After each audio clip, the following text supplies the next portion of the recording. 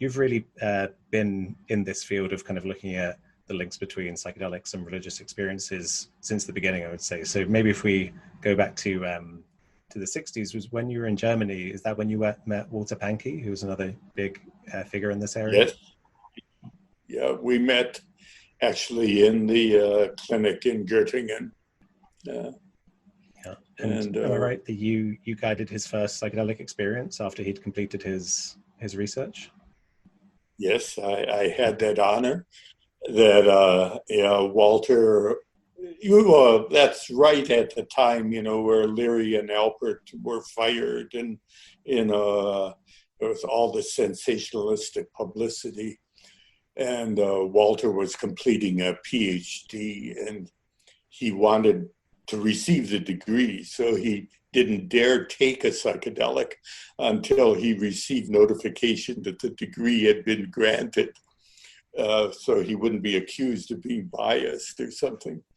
But when he got that notice that the degree was granted, then we scheduled a session for him in Germany. And of course, at that time, it's hard to remember, but psychedelics weren't even controversial in Germany. It was a perfectly reasonable thing to give LSD or psilocybin to a graduate student or a professor, for that matter, especially if they wrote up a good report.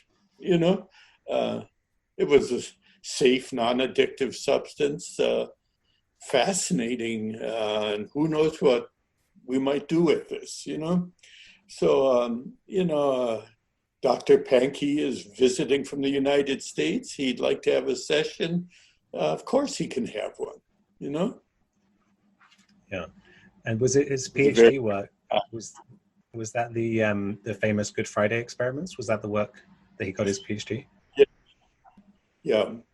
That was his dissertation, where he took these, I think it was 20 theological students from Andrew Newton Theological School, and gave half of them psilocybin and half of them nicotinic acid, just an active placebo.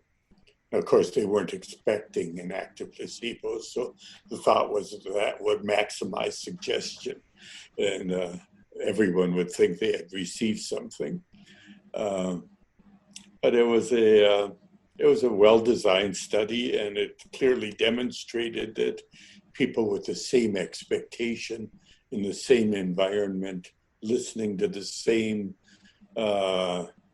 hymns and sermon and music coming down from the main sanctuary to this basement chapel. Of that group, those who received the psilocybin had mystical types of experience, and those who didn't were bored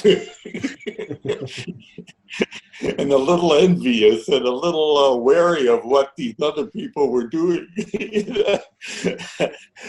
But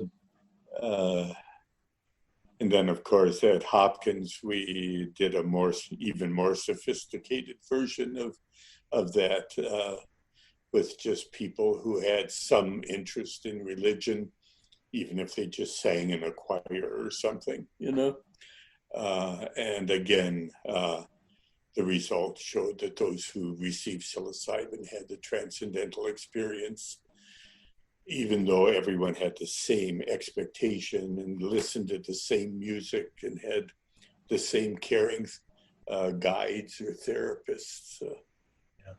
And was Leary... something. There's something very unique about that molecule. Absolutely, yeah. Was Leary and Alper, were they involved in that experiment?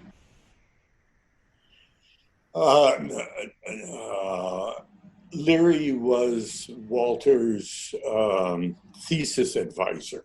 Okay. And I think they were both present for every two students. There was one faculty member or graduate student who was kind of the protective guide. And half of that group received psilocybin and half didn't. So Yeah, then, long ago. yeah, Fascinating study. yeah. So Yeah. all this was going on in America while you were in Germany, and then by the time you get to the States, is that after all the controversy when Leary and Richard Alpert, later to be known as Ram Dass, if anyone isn't aware, that's the same person. Um, they'd been fired from Harvard and they'd moved to Millbrook, and you visited them there, right? That's right.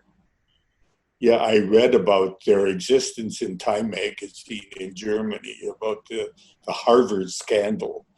And I was intrigued with it. So when I came back to the United States, the first thing I did was go to Millbrook, New York, where they were living after having left Harvard, and visited with them and got to know them. It was an interesting experience. Yeah. Yeah, I'm sure.